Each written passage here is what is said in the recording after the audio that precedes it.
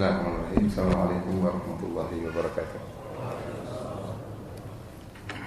Alhamdulillahi ala ihsani wa syukru lahu ala taufiqihi wa amtinani wa asyhadu an la ilaha illallah wahdahu la syarika lahu ta'ziman li sya'ni wa asyhadu anna Muhammadan abduhu wa rasuluhu da'ila ridwani. Allahumma shalli alaihi wa ala alihi wa ashabihi wa ikhwani. Para hadirin yang dirahmati oleh Allah Subhanahu wa taala, pada kesempatan yang berbahagia ini saya ingin menasihati diri saya dan juga pada para hadirin sekalian untuk senantiasa memperbaharui dan memperbaiki keikhlasan kita kepada Allah Subhanahu wa taala. Karena betapapun besar amalan yang kita lakukan dan betapapun letih kita beribadah dan betapapun besar biaya yang kita keluarkan, kalau kita tidak ikhlas maka tidak akan diterima oleh Allah Subhanahu wa taala. Yakinlah tatkala kita meninggal dunia lantas kita dimasukkan dalam liang lahat ya.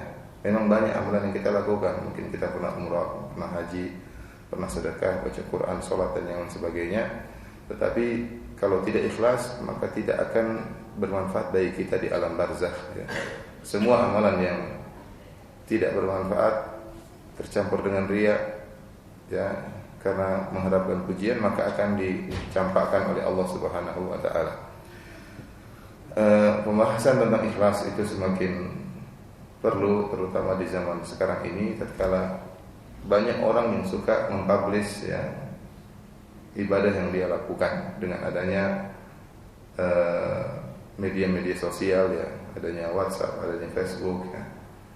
Sering kita dapati orang-orang yang melakukan ibadah lantas dia publish, dia sebarkan, dia share lewat media sosial dia. Dan tentunya menampakkan amal ibadah boleh ya, dalam syariat boleh, namun sangat rawan menjerumuskan orang dalam riya, penyakit ingin dipuji, penyakit ingin disanjung ya. Ini sekarang banyak sekali orang-orang yang melakukan demikian. Padahal kalau kita dapati para salaf dahulu, orang-orang saleh dahulu, mereka sangat tidak ingin ketahuan amal ibadah yang mereka lakukan karena mereka ingin menjaga keikhlasan mereka ya. Mereka ingin menjaga keikhlasan mereka. Dan terlalu banyak dalil yang menunjukkan akan keutamaan menyembunyikan amal soleh ya. Jadi kalau orang menampakkan amal solehnya, boleh atau tidak? Boleh, selama dia ikhlas. Namun seandainya dia menyembunyikannya, maka itu lebih afdal ya, pahalanya lebih besar ya. Dan amal soleh apapun ya, kalau bisa kita sembunyikan maka pahalanya lebih besar. Amal soleh apapun, kalau kita tampakkan maka akan berkurang pahalanya. Allah Subhanahu wa taala berfirman dalam Al-Qur'an tentang hal ini, kata Allah Subhanahu wa taala, in tubudus shadaqati fa ni'mahi wa in tukhfuha wa tu'tuha al-fuqara fa huwa khairul lakum wa yukaffiru 'ankum min sayyi'atikum wallahu bima ta'maluna khabir. Kata Allah Subhanahu wa taala, jika kalian menampakkan amal saleh maka itu tidak mengapa. Namun jika kalian menyembunyikannya lantas kalian memberikannya kepada fakir miskin, maka itu lebih baik bagi kalian ya. Kalau kalian menyembunyikannya dan kalian memberikan kepada fakir miskin, maka itu lebih baik bagi kalian dan Allah akan mengampuni dosa-dosa kalian. Ayat ini menunjukkan kalau kita menampakkan sedekah kita, maka itu tidak mengapa dengan syarat kita ikhlas. Tapi kalau kita sembunyikan lantas kita berikan kepada fakir miskin, maka itu lebih utama di sisi Allah Subhanahu wa taala. Karena Rasulullah SAW ya memotivasi kita untuk menyembunyikan amal saleh. Seperti dalam hadis yang kata Rasulullah sallallahu alaihi wasallam, "Man istata'a minkum an yakuna lahu khabi'un min amal saleh falyaf'al." Barang siapa di antara kalian yang mampu memiliki amal saleh yang tersembunyi, maka lakukanlah. Rasulullah SAW, barang siapa yang mampu memiliki amalan saleh yang tersembunyi, maka lakukanlah. Dalam hadis yang lain Rasulullah SAW memuji orang yang menyembunyikan sedekahnya. Ya, tatkala Rasulullah SAW menyebutkan tentang 7 golongan yang dinaungi oleh Allah pada hari kiamat kelak. Hari yang sangat mengerikan tatkala matahari diturunkan oleh Allah Subhanahu wa taala sehingga berjarak dari permukaan padang mahsyar cuma 1 mil. Sehingga manusia dalam kondisi kepanasan dan keringat mereka bercucuran ya, panas yang amat terik. Kemudian hanya ada 7 golongan di antara orang-orang yang dinaungi oleh Allah Subhanahu wa taala yang sebagaimana dikabarkan oleh Nabi SAW. Di antara 7 golongan tersebut Rasulullah SAW mengatakan rajulun tasaddaqa bi yaminihi fa akhfaha hatta la ta'lamu shimaluhu ma tunfiqu yaminuhu. Seorang yang dia berinfak dengan tangan kanannya lantas dia sembunyikan sedekahnya tersebut sampai-sampai tangan kirinya tidak mengetahui apa yang diinfakkan oleh tangan kanannya. Di sini ada kiasan yang sangat indah yang dikabarkan oleh Nabi SAW, yaitu Rasulullah SAW menyebutkan tentang tangan kanan dengan tangan kiri. Dan kita tahu bahwasanya dua tangan ini, tangan kanan dan tangan kiri, adalah dua sahabat yang senantiasa bersama. Ya. Tidak pernah terpisahkan. Di mana tangan kanan ada, di situ tangan kiri ada. Di mana tangan kanan bekerja, maka tangan kiri senantiasa membantu. Apa saja kegiatan tangan kanan, tangan kiri mengetahuinya. Mereka saling bahu-membahu. Namun tatkala tangan kanan bersedekah, dia sembunyikan sampai-sampai sahabat dekatnya tangan kiri tidak mengetahui apa yang dia infakkan. Ini menunjukkan bahwasanya benar-benar dia berusaha ikhlas kepada Allah Subhanahu wa taala, ya. Para hadirin Allah Subhanahu wa taala, oleh karenanya amalan-amalan yang dilakukan secara sendirian, ya, lebih afdal, maksudnya tidak dilihat oleh orang lain, lebih afdal. Seperti dalam hadis Rasulullah SAW mengatakan, afdalu salatil mar, salat yang terbaik bagi seorang fi baitihi, di rumahnya, illal maktubah, kecuali salat 5 waktu. Salat yang paling terbaik bagi seorang hamba adalah di rumahnya. Kenapa? Kalau orang tidak melihatnya, kecuali salat fardu. Kalau salat fardu, yang terbaik adalah di masjid, ya. Rasulullah SAW juga bersabda, shadaqatus sir tudfi'u ghadabar rabb. Sungguhnya sedekah yang dilakukan diam-diam akan meredamkan kemurkaan Allah Subhanahu wa taala. Seorang bagaimana dia bisa menyembunyikan amalannya, ya. Agar dia bisa menyembunyikan amalannya, dia harus ingat bahwasanya tatkala dia beribadah, sungguhnya dia sedang bermuamalah dengan Allah Subhanahu wa taala. Dia ingat derajatul ihsan. Derajat ihsan yang malaikat Jibril pernah bertanya kepada Nabi sallallahu alaihi wasallam, "Fa akhbirni 'anil ihsan." Wahai Muhammad, kabarkanlah kepadaku tentang ihsan. Maka Rasulullah SAW mengatakan, al-ihsan an ta'budallaha ka'annaka tarahu fa in lam takun tarahu fa innahu yarak. Kata Nabi SAW, yaitu al-ihsan adalah engkau beribadah kepada Allah seakan-akan engkau melihat Allah. Jika kau tidak mampu, maka yakinlah Allah melihatmu. Dan ini sangat penting tatkala kita beribadah, bahwasanya kita ini tatkala beribadah yang penting Allah melihat apa yang kita lakukan. Jadi muamalah kita dengan Allah Subhanahu wa taala, bukan dengan makhluk. Yang kita harapkan adalah komentar Allah Subhanahu wa taala. Yang kita harapkan adalah pujian Allah Subhanahu wa taala, bukan pujian makhluk. Maka tatkala kita bersedekah misalnya, sedikit apapun kita bersedekah, kita yakin Allah mengetahuinya. Kita yakin Allah mengetahuinya. Kalau Allah sudah mengetahui, sudah selesai urusan. Selesai urusan karena kita sedang bermuamalah dengan Allah Subhanahu wa taala. Kita tidak sedang bermuamalah dengan manusia yang kita bantu, dengan orang yang kita bantu. Kalau Allah sudah tahu, selesai urusan, ya. Kalau kita salat malam, Allah sudah tahu, ya sudah. Ya. Namun kalau hilang dari kita ihsan, ya, maka kita mengharapkan pujian manusia dan kita mengharapkan pengakuan dari manusia. Maka tadi Allah mengatakan, wa in tukhfuha wa tu'tuha al-fuqara fa huwa khairul lakum. Kalau kalian menyembunyikan amal saleh, lantas kalian menyembunyikan sedekah kalian, lantas kalian berikan kepada fakir miskin, fa huwa khairul lakum, maka itu lebih baik bagi kalian. Wa yukaffiru ankum min sayyi'atikum, dan Allah akan menghapuskan dosa-dosa kalian. Wallahu bima ta'maluna khabir, dan Allah Maha mengetahui apa yang kalian lakukan, ya. Dan para hadirin Allah Subhanahu wa taala, karenanya untuk masalah-masalah yang kecil, masalah-masalah yang pelik, Allah sering mendatangkan kalimat khabir. Al-Khabir adalah salah satu dari nama-nama Allah Subhanahu wa taala yang maknanya adalah Maha mengetahui. Dia mirip dengan Al-Alim. Al-Alim juga artinya Maha mengetahui. Tetapi Al-Khabir biasanya didatangkan oleh Allah Subhanahu wa taala untuk perkara-perkara yang pelik yang orang manusia tidak pada tahu, namun Allah mengetahuinya, ya. Contohnya, ya, Allah Subhanahu wa taala menyebutkan kalimat al-khabir tatkala Allah berbicara tentang menjaga pandangan mata. Kata Allah Subhanahu wa taala, "Qul lil mu'minina yaghuddu min absarihim wa yahfadhu furujahum, dzalika azka lahum, innallaha khabirum bima yasnaun." Kata Allah Subhanahu wa taala, katakanlah kepada lelaki mukmin untuk menundukkan pandangan mereka dan untuk menjaga kemaluan mereka. Maka hal ini adalah lebih baik bagi mereka, lebih suci bagi mereka. Innallaha khabirum bima yasnaun. Sungguhnya Allah mengetahui apa yang mereka kerjakan. Di sini Allah menggunakan kalimat khabir. Allah tidak mengatakan innallaha alimun. Padahal khabir dan alim maknanya sama-sama mengetahui. Tetapi khabir, kata para ulama, diitlaqkan pada perkara-perkara yang detail. Kenapa? Karena ayat ini berkaitan dengan masalah pandangan mata.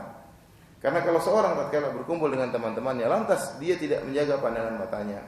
Lantas misalnya dia melihat wanita yang terbuka auratnya misalnya, atau yang terumbar ya, yang tidak halal untuk dia lihat. Tatkala dia lihat, mungkin teman-temannya tidak tahu kalau dia melirik lirikan yang haram tersebut.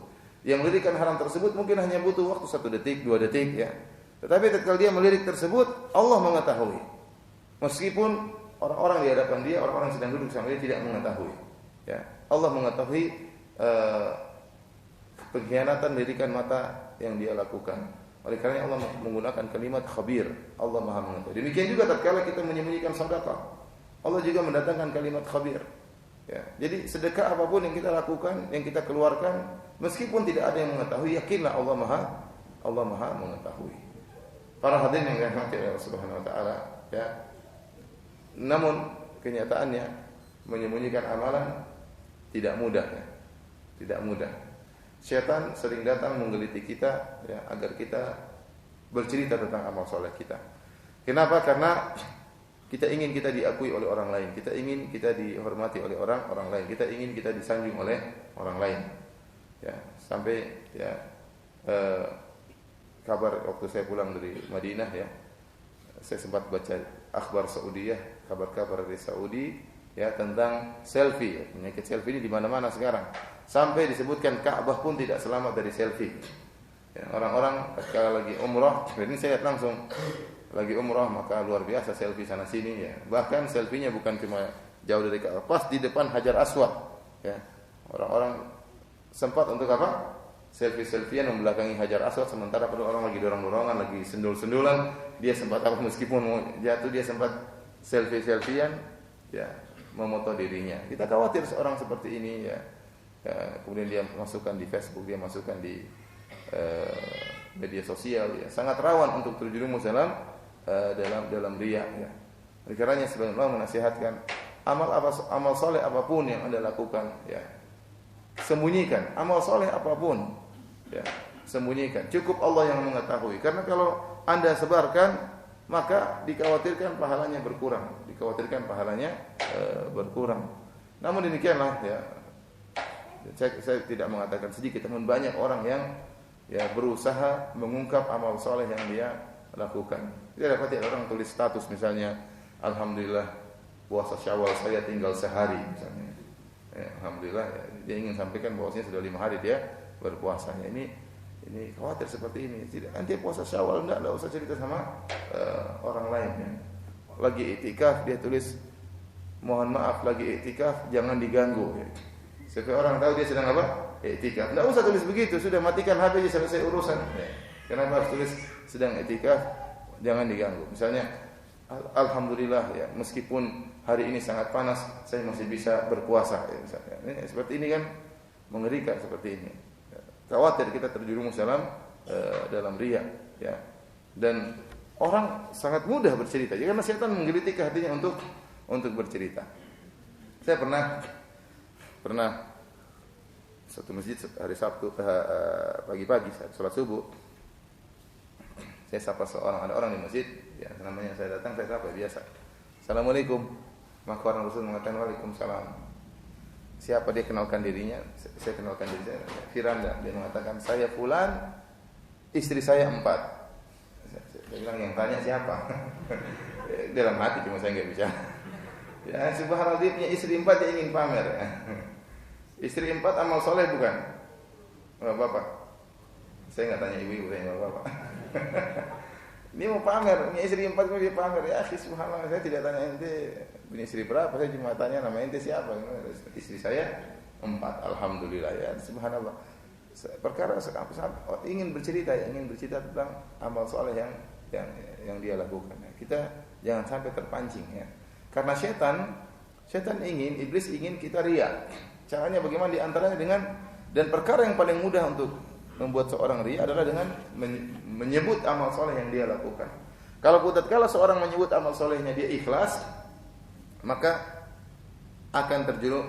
amal soleh dia akan berubah dari amal soleh yang tersembunyikan menjadi amal soleh yang tertampakkan, dan pahalanya menjadi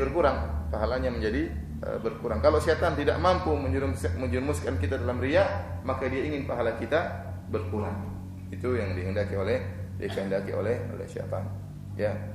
Oleh karena para hadirin yang Allah Subhanahu wa taala, para ulama menyebutkan orang-orang yang riya, yang ingin dipuji, mereka orang-orang yang sengsara, menderita. Ya, kenapa? Dia setiap beribadah dia publish ibadahnya. Misal dia taruh di Facebook, dia lagi umrah dia taruh di Facebook. Ya. Taruh di Facebook ya. Ternyata tidak ada yang like, ya, sedih dia kalau ada yang like. Dia komentar, enggak ada juga yang komentar, sedih ya. Kalau ada yang like, dia senang. Ternyata yang like cuma sedikit, yang suka cuma 2-3 orang ya, sedih dia. Maunya dia dipuji ya, maunya dipuji. Kalau dia lagi haji, dia foto lagi berpose sedang berdoa, dia foto, kemudian fotonya dia pajang di ruang tamu ya.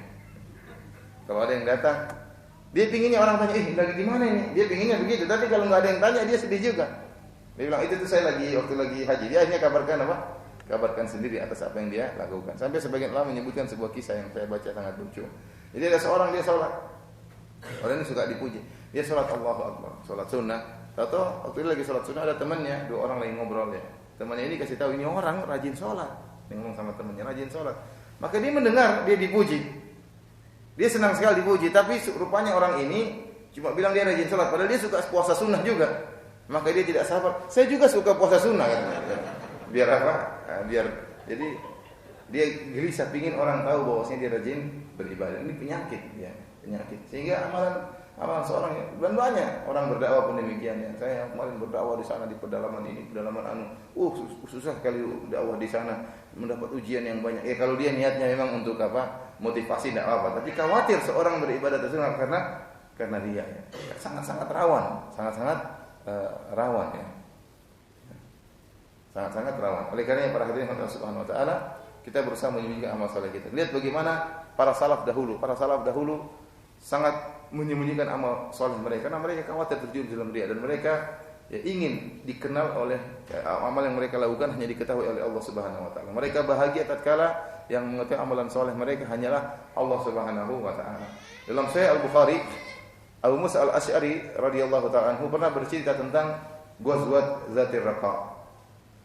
Dia menjelaskan kenapa perang tersebut dinamakan dengan perang Zatur Riqa. Jadi kita tahu peperangan Nabi memiliki nama-nama seperti perang Uhud, yaitu perang terjadi di dekat gunung Uhud. Namanya perang Badar, ada namanya perang Badar. Perang Badar terjadi di daerah Badar. Ada namanya perang Khandaq. Perang Khandaq yaitu karena Rasulullah SAW menggali Khandaq, itu parit dengan lebar 4 meter, dengan dalam 4 meter, dengan panjangnya entah berapa kilo supaya tidak bisa dilewati oleh kuda. Ya, dan banyak perang Hunain karena terjadi di Hunain. Ada namanya perang Zatur Riqa. Kalau kita artikan dalam bahasa Arab artinya perang yang memiliki pembalut kain. Maka sebagian orang bertanya-tanya, apa maksudnya perang ini? Kalau perang Uhud jelas di dekat Uhud, perang Badar jelas, namun perang karena dibalut-balut kain. Maksudnya apa? Maka Abu Musa Al-Asy'ari, salah seorang peserta dalam perang tersebut, bercerita, dia menjelaskan kenapa disebut dengan perang Zatur Riqa. Dia mengatakan, kunna nagzu ma'a Rasulillah sallallahu alaihi wasallam. Kami dahulu berperang bersama Rasulullah sallallahu alaihi wasallam, wa nahnu sittatu nafarin bainana ba'irun na'takibuhu. Dan kami 6 orang, kami naik 1 ekor onta, kami berganti-gantian naik onta tersebut. Jadi perang ini ke arah berjalan, para sahabat berjalan ke arah timur kota Madinah, menempuh jarak ratusan kilo. Dan ternyata mereka kekurangan tunggangan tatkala itu. Kalau banyak tunggangan, satu pasukan, satu prajurit naik di atas 1 kuda atau 1 onta. Namun karena mereka miskin, tidak punya tunggangan, maka 1 onta dinaiki oleh 6 orang ganti-gantian. 1 orang naik, 5 orang jalan. 1 orang naik, 5 orang jalan untuk menempuh ratusan kilo. Ya. Dan kita tahu ke arah timur berat, medannya berat. Mereka melewati padang pasir, melewati batu-batu, kerikil-kerikil, sehingga akhirnya karena mereka sering berjalan kaki, sepatu-sepatu mereka pecah, robek, enggak bisa lagi dipakai sepatu mereka, kuf-kuf mereka. Maka Abu Musa al-Asy'ari mengatakan fanaqibat aqdamuna, maka kaki kami pun robek, kaki kami pun pecah. Wa naqibat qadamaya, dan kedua kaki juga pecah. Dan ini kita jarang rasakan di tanah air, tapi kalau saya di Madinah sering saya mengalami kaki itu pecah-pecah. Musim panas atau musim dingin kaki sering pecah, dan itu sangat menyakitkan. Kalau kita berjalan meskipun pakai sendal berjalan kemudian tersenggol luka itu sangat sakit. Bagaimana lagi dengan berjalan di padang pasir, kemudian di kerikil-kerikil, di batu-batu yang cadas, maka ini pekerjaan yang sangat berat tatkala itu. Maka kata Abu Musa al-Asy'ari, wa naqibat qadamaya, fa naqibat aqdamuna, kaki kami pasukan seluruhnya robek, dan demikian juga kaki-kakiku robek, wa saqatat azfari, sampai kuku-kuku lepas, kata siapa? Abu Musa, sampai kuku-kuku lepas ya, karena saking perjalanan yang begitu jauh tidak ada sepatu. Ya. Dan mereka terus berjalan karena mereka berjihad di jalan Allah Subhanahu wa taala. Fa kunna nalufu ala arjulina al-khiraq, maka akhirnya kami pun mengambil kain-kain untuk kami balutkan ke kaki kami supaya bisa melanjutkan perjalanan. Fasumiyat bidzalika ghazwat dzatir riqa, maka dinamakanlah gara-gara itu dengan perang Dzatur Riqa. Lima kunna na'sibu minal khiraq ala arjulina, karena kami mengikatkan kain-kain ke kaki-kaki kami. Setelah dia menjelaskan sebab kenapa dinamakan dengan perang Dzatur Riqa, maka dia pun mengatakan, ma kuntu asna'uhu li adzkurahu, saya ini melakukan ini bukan untuk saya ceritakan. Maka dia pun menyesal dan dia benci tatkala itu, ya. Fa ka'anna kariha an yakuna syai'un min amalihi afshahu, dia tidak suka sedikit pun dari amal dia ceritakan. Namun dia harus ceritakan, kenapa? Karena orang bingung kenapa dinamakan dengan perang Dzatur Riqa, dengan perang yang dibalut-balutkan kain. Maka dia ceritakan sebabnya. Terpaksa dia menyebutkan amal soleh. Padahal dia tidak mau ceritakan, sahabat ini. Qadarullah, karena mereka bertanya tentang apa itu perang Dzatur Riqa, terpaksa dia ceritakan. Itu pun dia menyesal setelah itu menceritakan hal tersebut, karena ada amal soleh yang luar biasa yang harus dia ceritakan.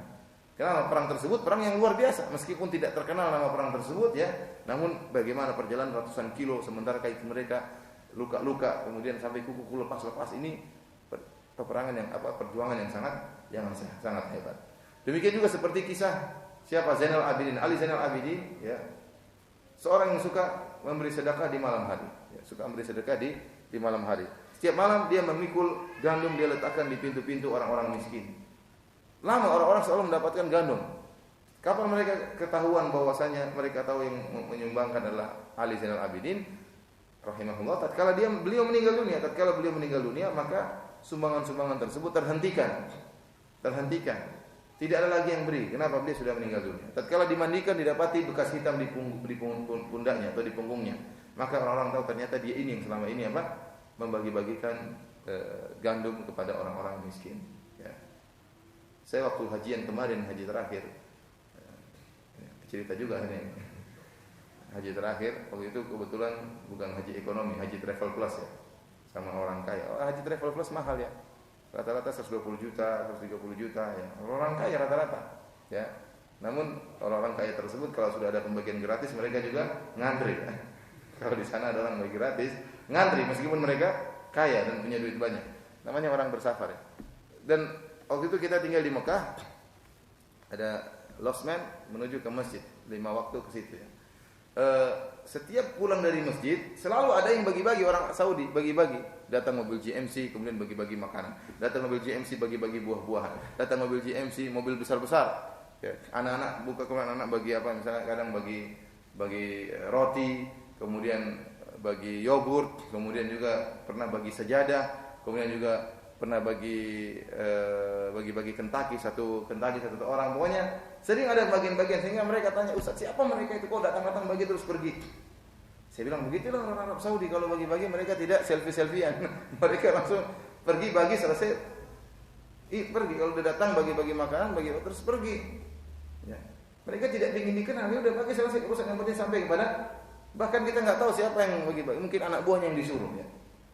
Berbeda kalau di tanah air, terkadang mau bagi 20 ribu aja harus kumpul dulu rame-rame, sudah teriak-teriak dulu, mana? Baru dia senang, orang lagi baru dibagi-bagi, kemudian difoto di sana tidak seperti itu ya.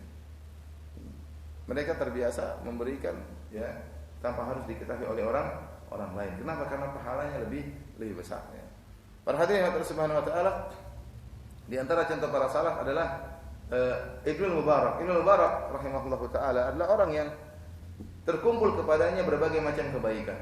Dia seorang mujahid, dia seorang ulama ya. Dia seorang dermawan ya. Hampir seluruh kebaikan terkumpul pada dia, Ibnu Mubarak rahimahullahu taala. Dan dia tatkala berjihad beliau selalu menutupkan wajah beliau dengan kain sehingga orang tidak tahu siapa dia. Dia tidak ingin orang tahu bahwasanya dia sedang berjihad. Namun dia hebat dalam bertempur. Sampai akhirnya ketahuan kapan satu hari kelepas itu kain tersebut, entah tertiup angin entah apa, terlepas hingga terlihat wajahnya, ternyata Ibnu Mubarak. Ya. Ada seorang salaf pun demikian, seorang salaf tatkala dia salat malam, kemudian menjelang subuh dia pura-pura tidur. Begitu azan dikumandangkan maka dia pura-pura bangun, seakan-akan dia baru pura-pura bangun ya. Dia tidak bersih supaya orang tidak tahu kalau tadi malam dia salat malam ya. Adapun sebagian kita atau sebagian orang ya, kalau salat malam maka dia ceritakan di Facebook, alhamdulillah tadi malam qadarullah saya cuma salat 6 rakaat ya. Biasanya berapa? Ya biasanya enggak ya. Apa namanya? Subhanallah cerita. Tadi malam waktu saya pas salat malam, saya lihat tikus lewat. Enggak usah bilang pas salat malam, bilang aja tadi malam saya lihat tikus lewat. Ngapain bilang pas saya lagi salat malam? Latih diri kita untuk menyembunyikan amal saleh kita. Ayyub As-Sikhtiyani rahimahullahu taala pernah melihat seorang menangis di masjid dalam kondisi sujud. Lagi sujud dia menangis. Ini amal saleh menangis ya.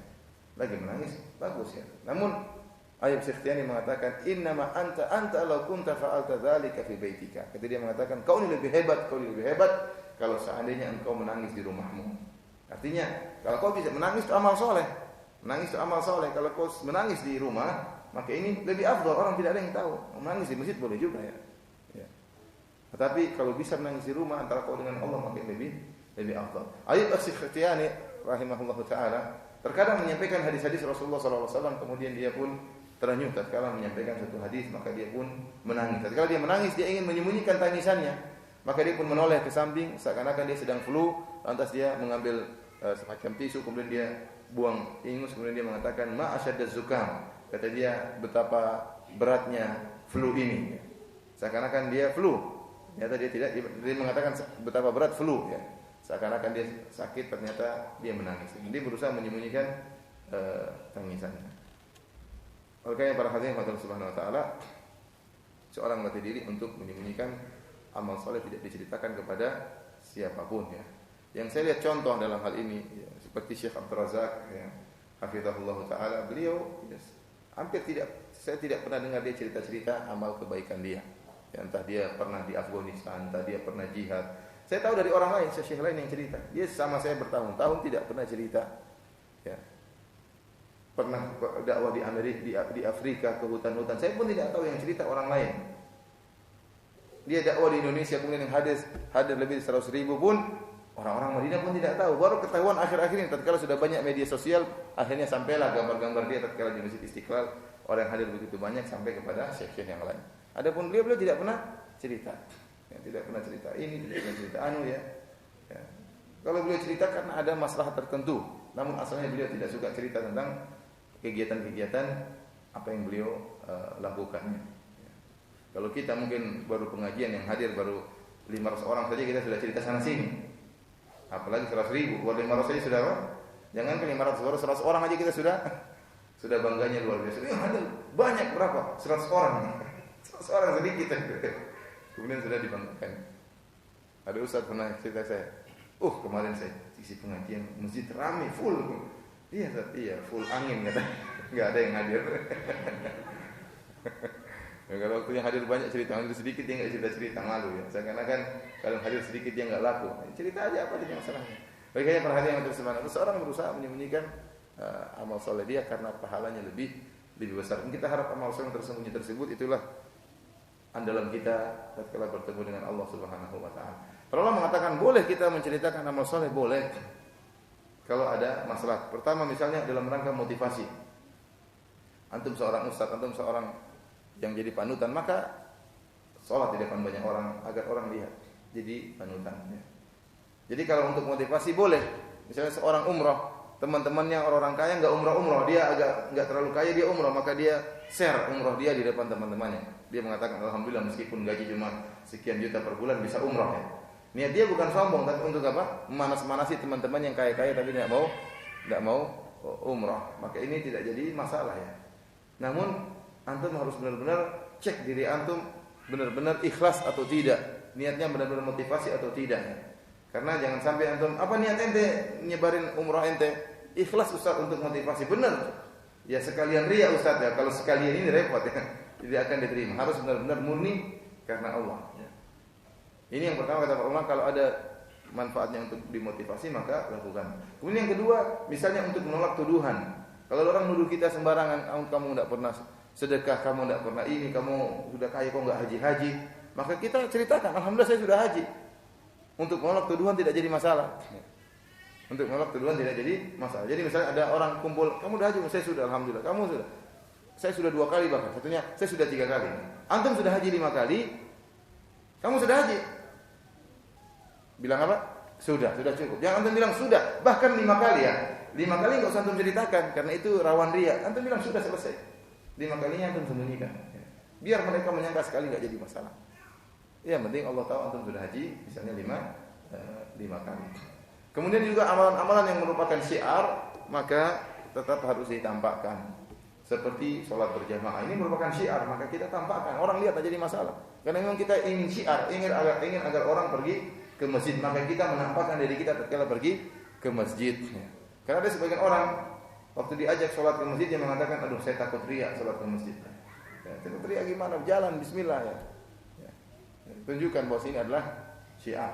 Demikian juga zakat misalnya. Kalau zakat kita berikan kepada fakir miskin, biar orang miskin lihat kita kasih zakat. Kenapa? Kalau kita tidak perlihatkan, terkadang orang miskin tersebut suudzon. Dia akan mengatakan ini orang kaya, namun apa? Tidak bayar zakatnya. Maka kita kasih kepada orang-orang miskin tersebut agar syiar juga orang-orang yang lain bisa ikutan bayar zakat. Ya. Intinya para hadirin hadirat subhanallah yang bisa kita sampaikan pada kesempatan hari ini, kita sama-sama terus latihan untuk bisa ikhlas kepada Allah Subhanahu wa taala. Karena kalau kita ikhlas, maka kita akan bahagia dan amal ikhlas itulah yang akan bermanfaat bagi kita di akhirat. Adapun jika kita tidak ikhlas, maka amal tersebut akan dicampakkan oleh Allah dan dibuang oleh Allah, tidak bermanfaat sama sekali. Demikian saja. Allah taala alam bisawab ya. Subhanallahi wa bihamdihi asyhadu an la ilaha illa anta astaghfiruka wa atubu ilaik. Assalamualaikum warahmatullahi wabarakatuh.